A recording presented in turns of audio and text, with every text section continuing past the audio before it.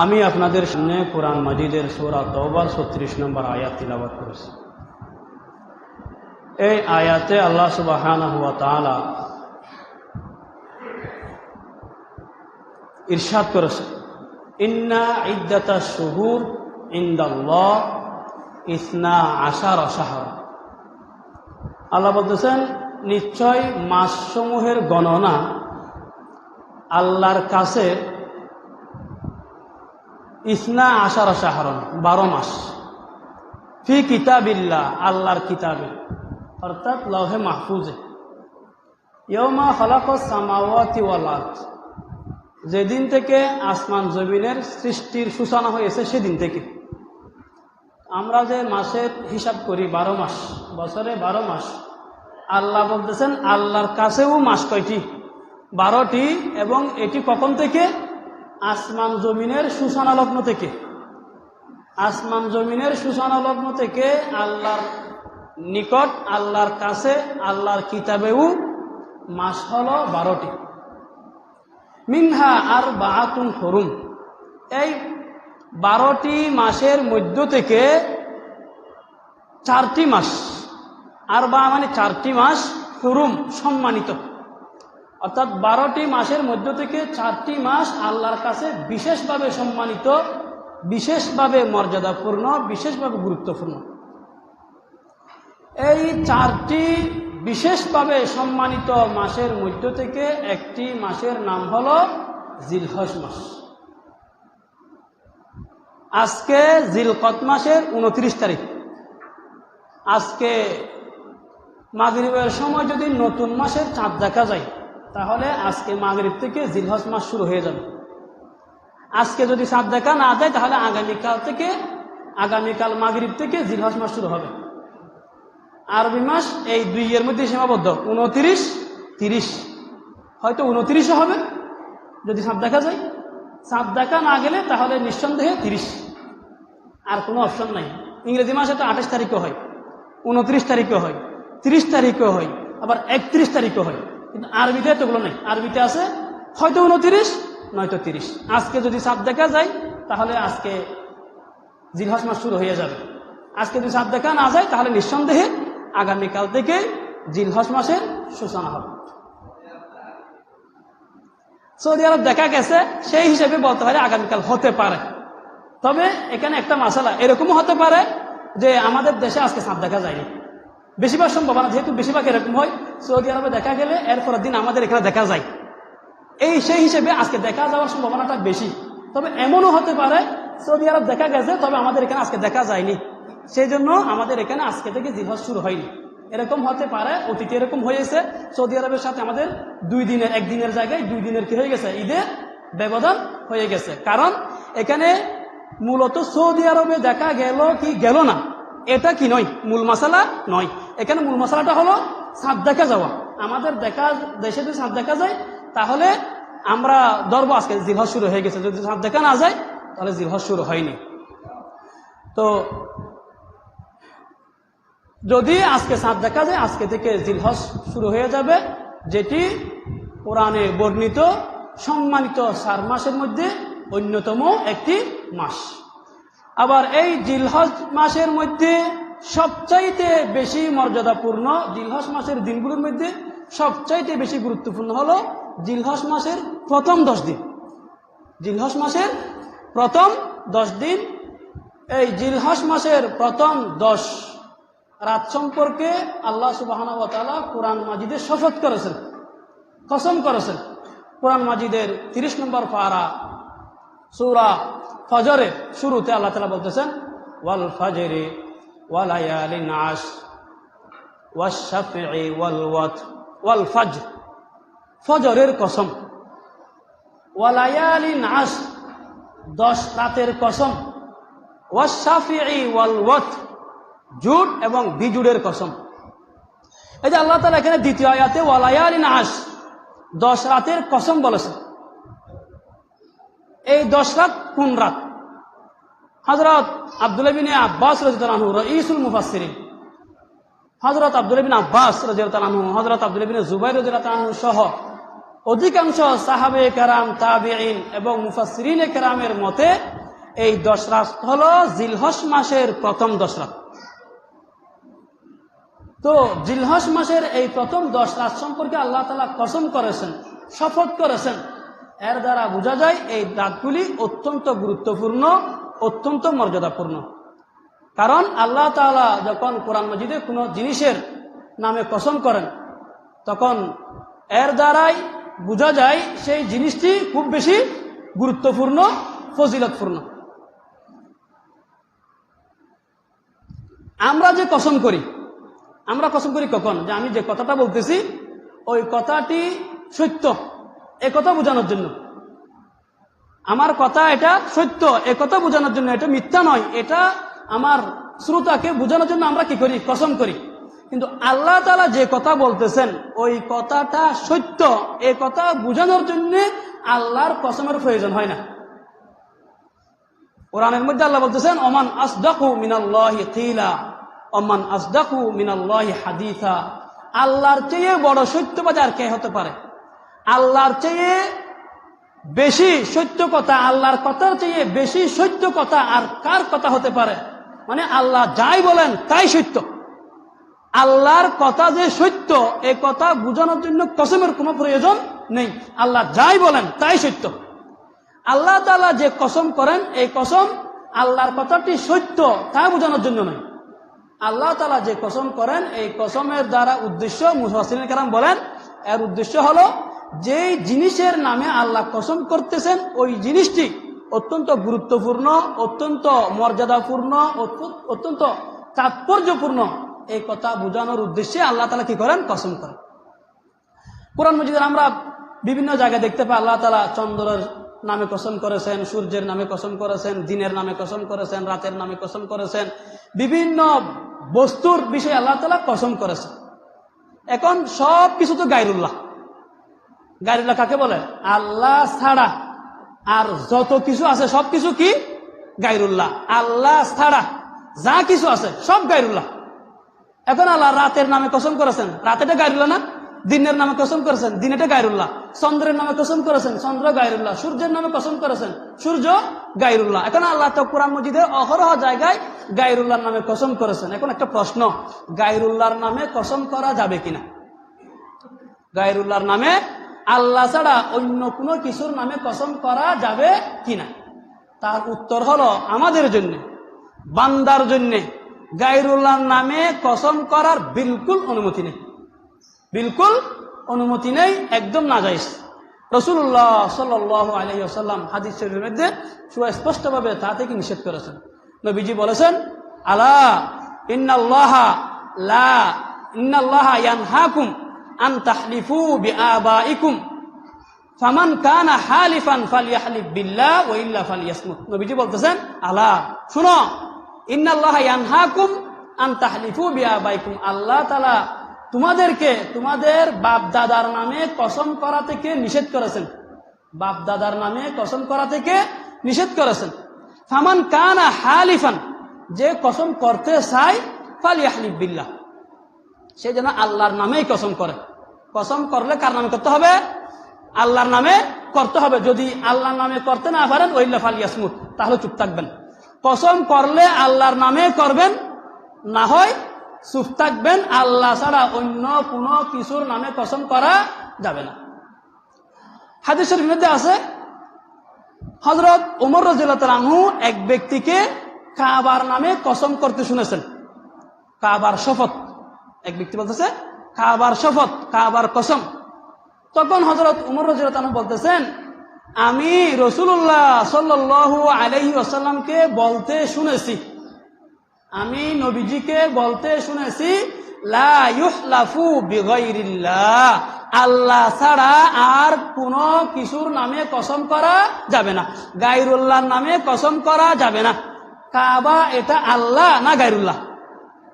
কাবা, কাবা, কাবা শরীফ এটা আল্লাহ না গায়রুল্লাহ? আল্লাহ ছাড়া আর যা কিছু আছে সব গায়রুল্লাহ। তো কাবা এটা গায়রুল্লাহ। তো বলতেছে, রাসূল বলেছেন গায়রুল্লাহর নামে কসম করা যাবে না। মান হালাফা বিগাইরিল্লাহ, যে ব্যক্তি গায়রুল্লাহর নামে কসম করবে, ফাকাদে কাফারা আও আশরাকা, যে গায়রুল্লাহর নামে কসম করলো সে যেন কুফরি করলো, আও আশরাকা অথবা সে যেন শিরিক করলো, সে যেন কি করলো? শিরিক করলো।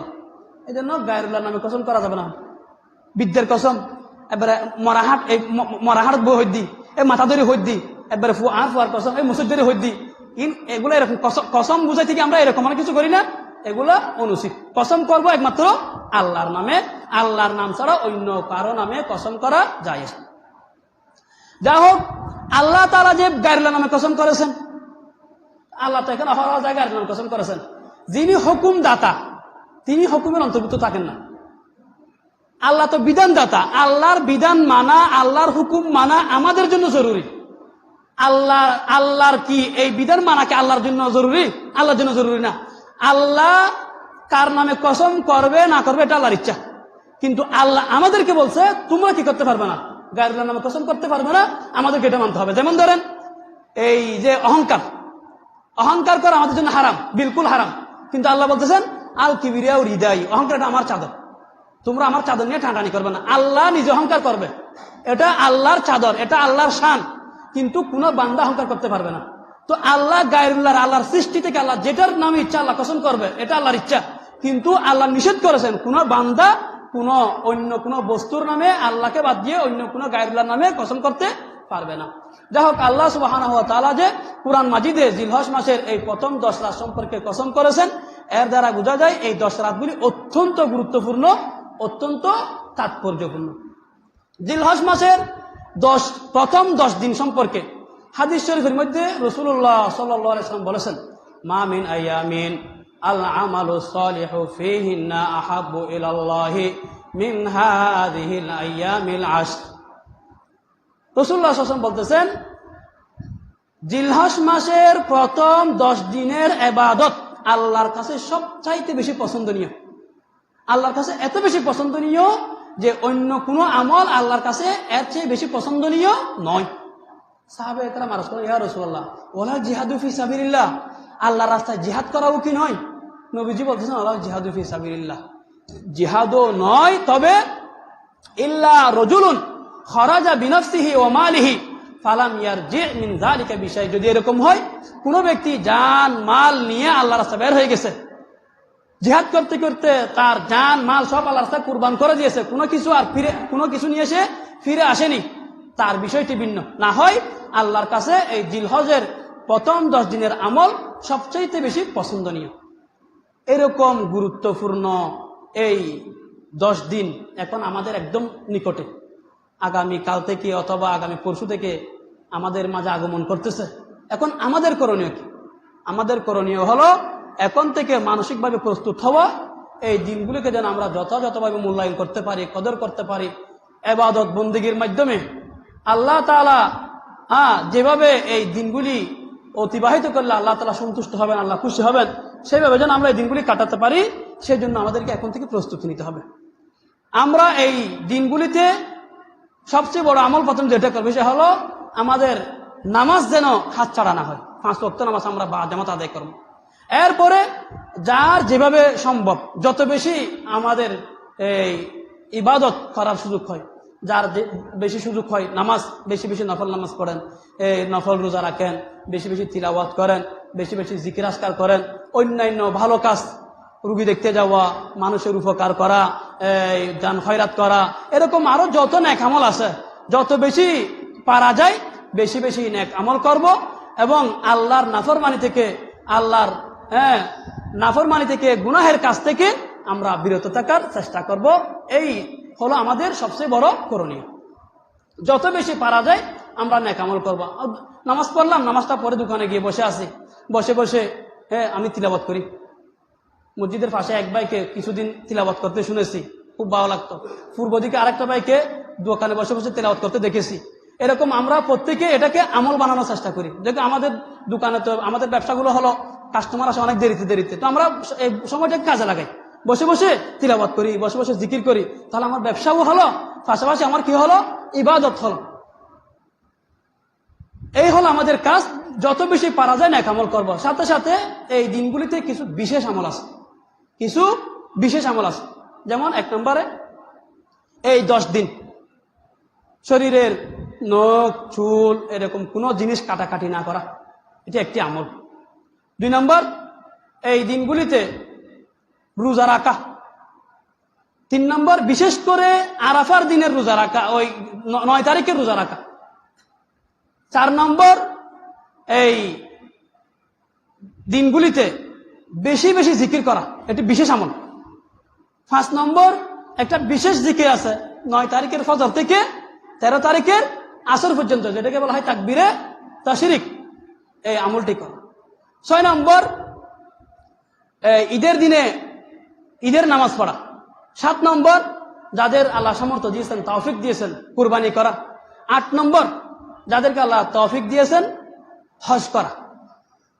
এগুলি হলো এই দিনের বিশেষ আমল। তাহলে 1 নম্বরে কিসের কথা বলছি?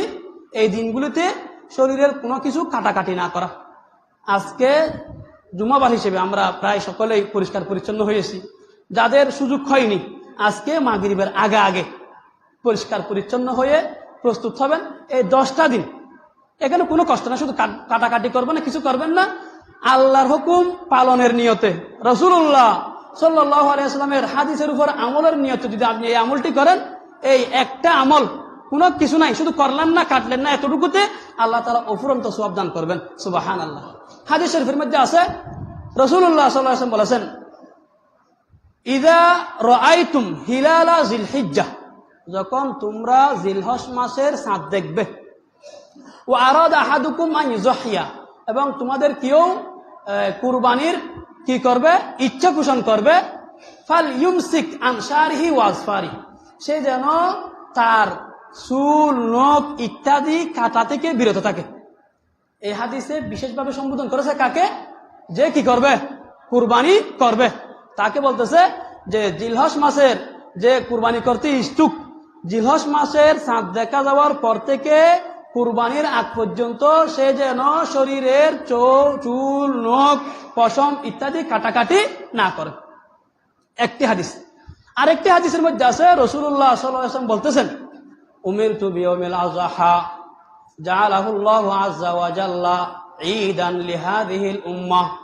নবীজি বলতেছেন, আল্লাহ তাআলা আমাকে কুরবানির দিনে কুরবানি করতে নির্দেশ দান করেছেন।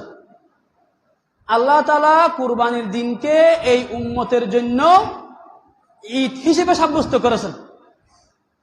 তখন এক সাহাবী বলতেছেন, ইয়া রাসূলুল্লাহ আরাআইতা ইন লাম আজিদ ইল্লা মানিহাতান উনসা আফাউযাহি বিহা। ইয়া রাসূলুল্লাহ, যদি এরকম হয় যে আমার কাছে একটি উট আছে, একটি জন্তু আছে, যেটা আমাকে দুধ খাওয়ার জন্য দিয়েছে, আমার কোন ভাই আমাকে শুধু দুধের একটি পশু আমাকে দিয়েছে কি খাওয়ার জন্য, দুধ খাওয়ার জন্য, আমি ওটার মালিক না, তো আমি কি ওটা দিয়ে কুরবানি করে ফেলবো? নবীজি বলতেছেন, না না, এটা তো তুমি মালিক না, তোমাকে শুধু দুধ খাওয়ার জন্য দিয়েছে, তুমি ওটা দিয়ে কি করবে না, কুরবানি করবে না, বরং ওয়ালাকিন খুজ মিন শারিকা ওয়া আজফারিকা, তুমি তোমার চুল কাটবে, নখ কাটবে, ও তাকুসু শারিবাকা, তোমার গুফ খাটো করবে, ও তাহলিকু আনাতাকা, তোমার জেরে নাভির নিচের পশম পরিষ্কার করবে, ফাজালিকা তামামু উযহিয়াতিক, এই আমলগুলো যদি তুমি করো কুরবানির দিনে, এগুলি তোমার পক্ষ থেকে পরিপূর্ণ কুরবানি হিসেবে গণ্য হবে। সুবহানাল্লাহ। তুমি যদি কুরবানি করতে না পারো, কুরবানির দিনে তুমি এগুলি কি করলে, পরিষ্কার করলে, কাটলে, এটাই তোমার পক্ষ থেকে কি হবে, কুরবানি হিসেবে গণ্য হবে। তাহলে কুরবানির দিনে যখন কাটতে বলতেছে, তাহলে এর দ্বারা ইশারাতান কি বোঝা গেল, কুরবানির আগের দিনগুলিতে কাটবে না।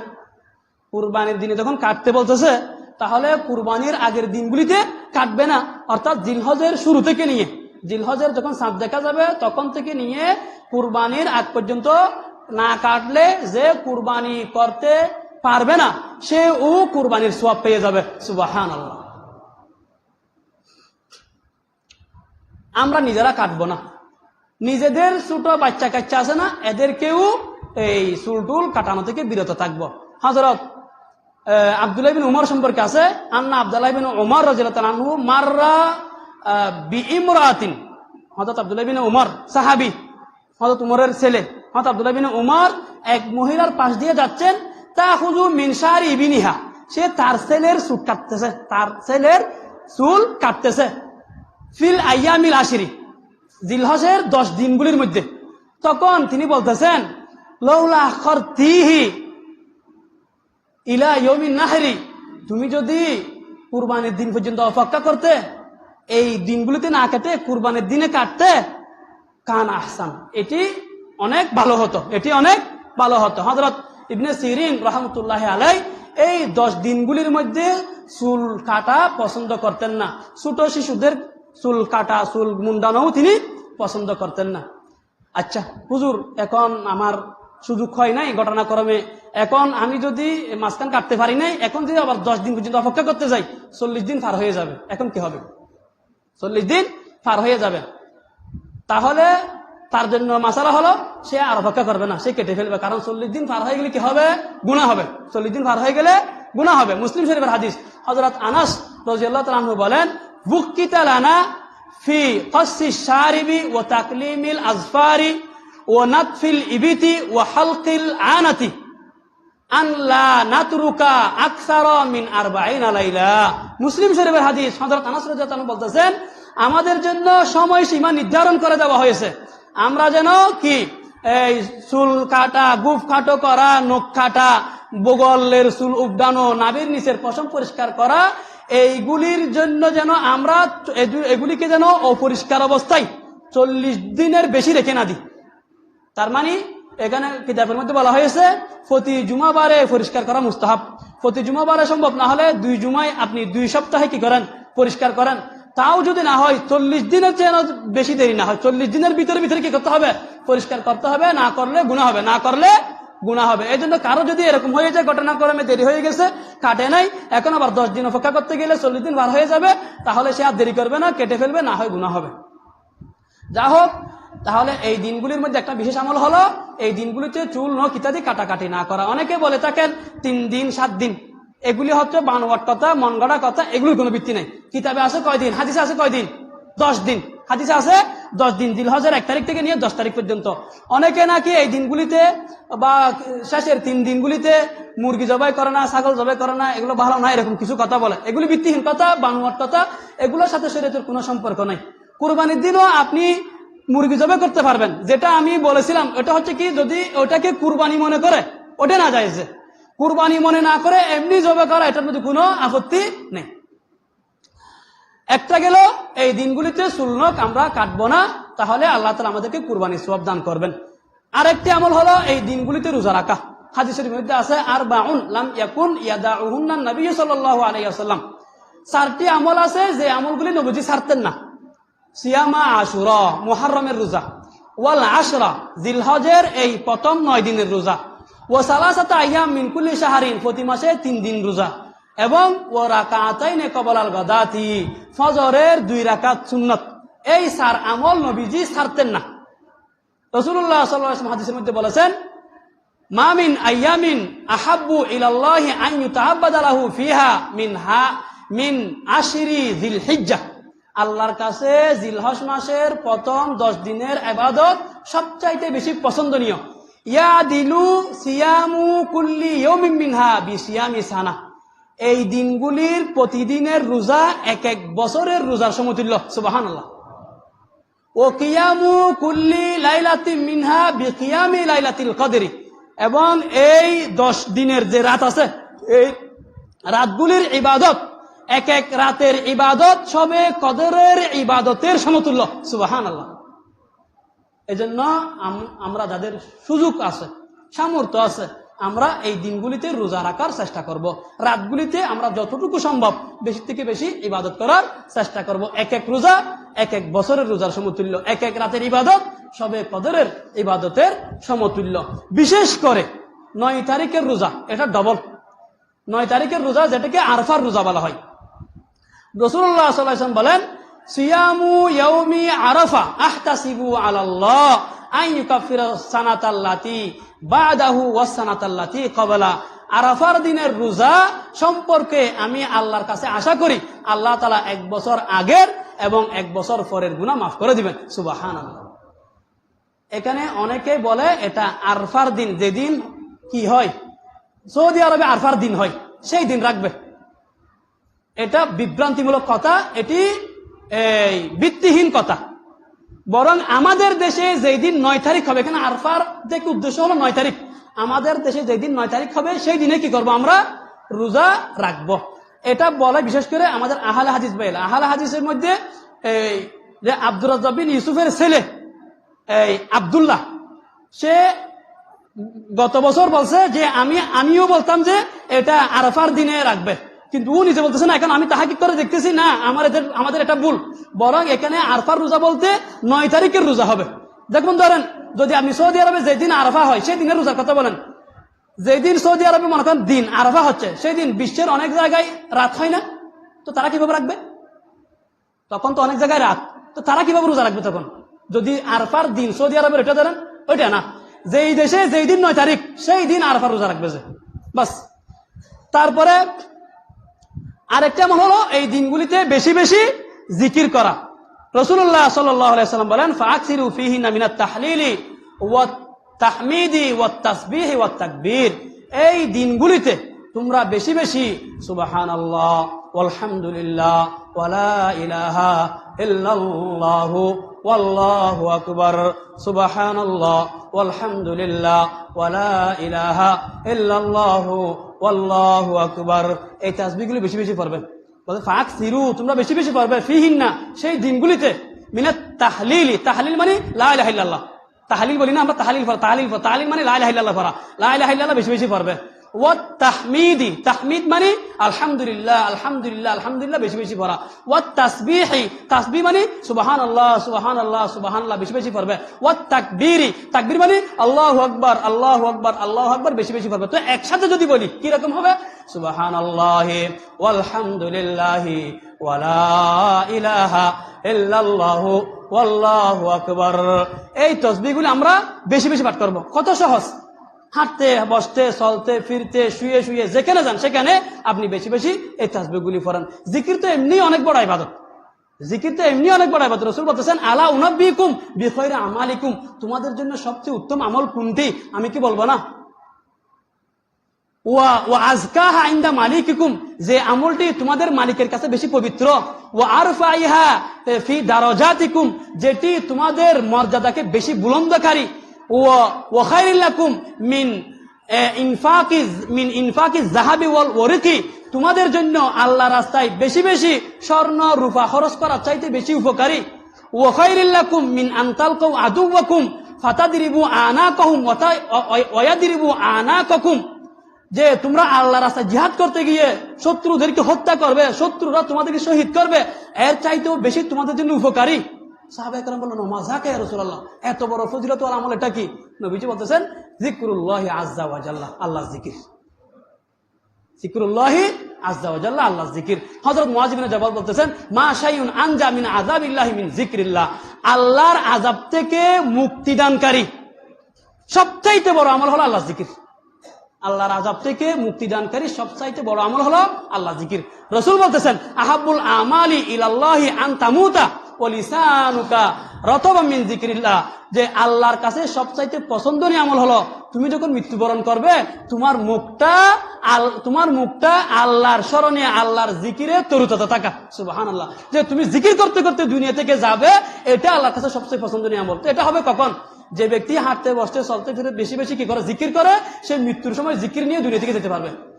এক সাহাবী বলছেন ইয়া রাসূলুল্লাহ, নফল আমল তো অনেক আছে, সব আমল তো আমার পক্ষে সম্ভব না, আমাকে এমন একটা আমল বলে দিন যেটি আমি মজবুত করে কি করতে পারবো, ধরে রাখতে পারবো, যেটির উপর আমি খুব মজবুতির সাথে আমল করতে পারবো। রাসূল বলতেছেন লা ইয়াজালু লিসানুকা রাতাবাম মিন যিকরিল্লাহ, তোমার জিহ্বা যেন সব সময় আল্লাহর জিকিরে তরুতাজা থাকে। রাসূল বলতেছেন লাইসা ইয়াতাহাসারু আহলুল জান্নাতি আলা শাইইন ইল্লা আলা সাআতিন মাররাত বিহিম লাম ইয়াযকুরুল্লাহ আযজা ওয়া জাল্লা ফিহা, মৃত্যুর পরে জান্নাতীরা যখন জান্নাতে যাবে, জান্নাতে গেলে এখানে আর কোনো টেনশন আছে, কোনো চিন্তা আছে, কোনো পেরেশানি আছে? কোনো পেরেশানি নেই। তবে জান্নাতে যাওয়ার পরেও জান্নাতি মানুষেরা একটি জিনিসের জন্য আফসোস করবে, সেটি কি? জিকিরের ফজিলত, জিকিরের লাভ দেখে তারা পাগল হয়ে যাবে। তারা দুনিয়াতে যে সময়টি আল্লাহর জিকির ব্যতীত অতিবাহিত করেছে এই সময়ের জন্য আফসোস করবে, কেন আমি এই সময়টি আল্লাহর জিকির ব্যতীত অতিবাহিত করেছি। রাসূলুল্লাহ সাল্লাল্লাহু আলাইহি ওয়াসাল্লাম বলেন, মা জালাসা কওমুন মাজলিসান লাম ইয়াযকুরুল্লাহ ফীহি ইল্লা কানা আলাইহিম তিরাতান। যে জায়গায় কোনো মানুষ একটা মজলিসে একত্রিত হলো অথচ আল্লাহর জিকির করলো না, এই মজলিসটা মজলিসওয়ালাদের জন্য কিয়ামতের ময়দানে আফসোসের কারণ হবে। অমা মাসা মামশান অমা মাসা আহাদুন মামশান লাম ইয়াযকুরিল্লাহ ইল্লা কানা আলাইহি তিরাতান। যে ব্যক্তি কোনো রাস্তা দিয়ে কিছু সময় হাঁটলো, এই হাঁটাহাঁটির মধ্যে সে আল্লাহর জিকির করলো না, এই হাঁটাহাঁটি এটা তার জন্য কিয়ামতের ময়দানে আফসোসের কারণ হবে। অমা আওয়া ইলা ফিরাশিহি লাম ইয়াযকুরিল্লাহ ফীহি ইল্লা কানা আলাইহি তিরাতান। যে ব্যক্তি বিছানায় গেল, বিছানায় শুয়ে শুয়ে সে একটু আল্লাহ জিকির করলো না, এই শুয়াটা কিয়ামতের ময়দানে তার জন্য আফসোসের কারণ হবে, ক্ষতির কারণ হবে। তাহলে জিকির এটা তো অনেক বড় একটি ইবাদত। এই জিকির তো আমাদের সবসময় করা দরকার। এই 10 দিনে জিকির করতে করতে আমরা জিকিরটাকে অভ্যাস বানিয়ে নিই।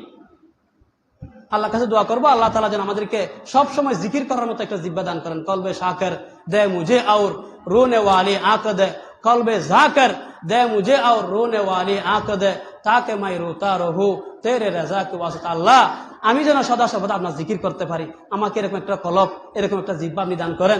আমি যেন সবসময় আপনার জন্য রোজাদারি করতে পারি, কান্নাকাটি করতে পারি, আপনাকে যেন স্মরণ করতে পারি, সেই তৌফিক আমাদেরকে দান করুন। আমরা আল্লাহর কাছে বেশি বেশি দোয়া করব। এবং যাদের সামর্থ্য আছে আমরা অবশ্যই আমরা কুরবানি করব। এখন থেকে প্রস্তুতি নিই, আমরা কুরবানি করব। আল্লাহ তাআলা আমাদের সবাইকে বুঝার আমল করার তৌফিক দান করুন। ওয়া আখিরু দাওয়ানা আলহামদুলিল্লাহি রাব্বিল আলামিন। যারা সুন্নাত করি না সুন্নাত করুন।